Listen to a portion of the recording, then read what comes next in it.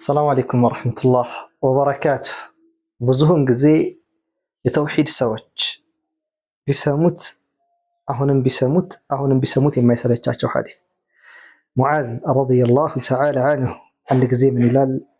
ኩንቱ ረዲፈ ነቢይ ሰለላሁ ዐለይሂ ወሰለም ዐላ ሒማር በአንድ አህያ ላይ ከረሱል ዐለይሂ ሰላቱ ወሰላም ጋር አብረን እየተጓዝን ነበር። ረሱል አህያውን እየነዱ እኔ ከኋላ ተቀምጬ እሳቸው ፊት ላይ ተቀምጠው ታዲያ እንዲህ አሉ፣ ያ ሙዓዝ አተድሪ ማ ሐቁላሂ ዐለል ዒባድ፣ አንተ ሙዓዝ ሆይ ታውቃለህን ማ ሐቁላሂ ዐለል ዒባድ፣ በባሮች ላይ ያለው የአላህን መብት ያ አላህ፣ ወማ ሐቁል ዒባድ ዐለላህ፣ እንዲሁም ባሮች በአላህ ላይ ያላቸውን መብትስ ታውቃለህን አሉ። ግን ታውቃላችሁ አላህ ተባረከ ወተዓላ በባሮች ላይ ያለው መብት ሲባል ግራ ላያጋባ ይችላል። ምክንያቱም ፈጥሮናል፣ አስገኝቶናል፣ እየተንከባከበን ነው። በሱ ነው የምንኖረው፣ እሱ ነው የሚያኖረን፣ እሱ ነው የሚገለን፣ እሱም ነው ሕያው የሚያደርገን። ስለዚህ እሱ በእኛ ላይ የሆነ ሐቅ ቢኖረው መስጠት ያለብን ነገር ቢኖር ምንም ደንታ አይሰጥም ማለት ጥያቄ አይጭርም። ምክንያቱም እሱ ጌታ ነውና። ግን አላህ በራሱ ላይ ግዴታ ያደረገው ነገር አለ ሲባል ግን እጅግ ያስደነግጣል። እንዴት? ወሐቁል ዒባዲ ዐለላህ፣ እኛ ባሮች በአላህ ላይ መብት አለን። ዐለላህ ዐላ የምትለዋች ያኒ አውጀበ ማለት እኮ ነው። በራሱ ላይ ግዴታ የሆነ ግዴታ ያደረገው ማለት ነው።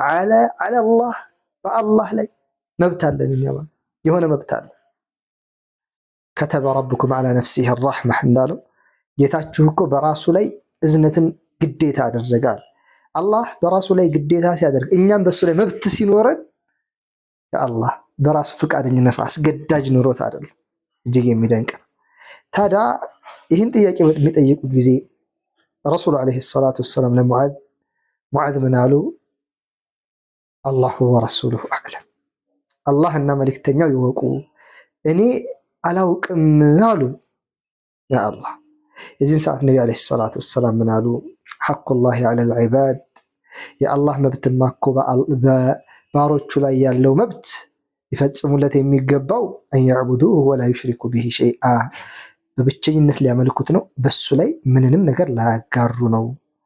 ወሐቁል ዒባድ ዐለላህ፣ ባሮች ደግሞ በአላህ ላይ ያላቸው መብት አላ ዩዐዚበ መን ላ ዩሽሪኩ ቢሂ ሸይአ፣ በሱ ላይ ምንንም ያላጋራን ሰው እንዳይቀጣ መብት አላቸዋል። መስፈርቶቹ ሁለት ናቸው። እሱም አላህን ማምለክ፣ በሱ ላይ ደግሞ ምንንም ነገር አለማጋራት።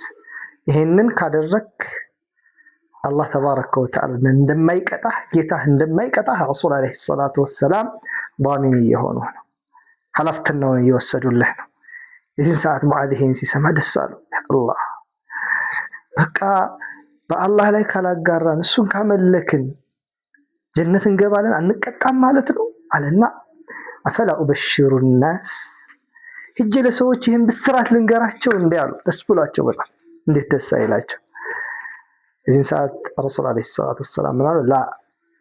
ላ ቱበሽሩ፣ አታበሽራቸው፣ ፈየተኪሉ፣ በስራቸው ይመኩና ተውሂድ አለን ይሉና ወንጀል ላይ ይወድቃሉ። ናም፣ ምክንያቱም የሐዲሱ ትርጉም ምንድነው? አንተ ምንም ወንጀል ብትሰራ ሽርክ እስከሌለብህ ድረስ ኢንሻአላህ አላህ አይቀጣህም የሚል ነው። ስለዚህ ሰዎች ይህን ባልሆነ ግን አረዳድ ተረድተውት፣ ምክንያቱም ተውሂድ ያለው ሰው ከመሰረቱ ወንጀል ላይ ለመውደቅ ጌታውን ለማመጽ ልቡ አይፈቅድለትም። ለምን ሲባል ተውሂድ ብሎ ማለት አላህን ማወቅ ማለት ነው። አላህን በእውነት ማወቅ ስለሆነ አላህን ያወቀ ሰው እንዴት ወንጀል ላይ ይወድቃል?